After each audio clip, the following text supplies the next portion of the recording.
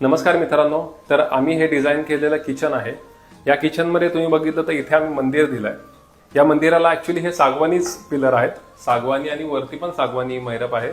पण क्लायंटची रिक्वायरमेंट होती की त्यांना ब्राऊन आपण जे पॉलिश करतो नॅचरल पॉलिश ते नको होतं, तर आम्ही इथं डिकोमध्ये पेंट केलंय. ही साईडला जी जाळी आहे ती पण आम्ही डिकोमध्ये पेंट केली आहे. एक ड्रॉवर दिलाय आणि खाली काही स्टोरेज दिलंय. आता ह्याच मंदिराच्या समोर इथे आम्ही प्लॅटफॉर्म केला एलचे. इथे आम्ही त्याच्यामध्ये वुडनमध्ये बॉक्स केलेत, काही साखरेचे वगैरे डबे असतात ते ठेवण्यासाठी. त्यानंतर इथे आम्ही चिमणीसाठी प्रोफाईल डोअर दिलाय. इथे सगळे ड्रॉवर्स आहेत टेंडमचे, हे तुम्ही बघितलं तुम्हाला लक्षात येईल. काही आम्ही रिकामे दिलेत आणि काही याच्यामध्ये आम्ही ॲक्सेसरीज दिल्यात.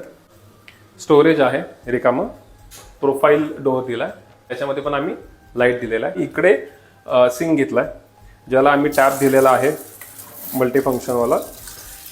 त्यानंतर इकडे आम्ही थोडीशी हाईट वाढवून इथे डिशवॉशर आणि वॉशिंग मशीनसाठी जागा दिलेली आहे. इथे एक एक्स्ट्रा स्टोरेज केलेलं आहे आणि ह्याच एक्स्ट्रा स्टोरेजच्या वरती आम्ही अजून काही स्टोरेज केलं लॉफ्टमध्ये. म्हणजे आपले जे काही हे असतात मोठे डबे ते ठेवण्यासाठी.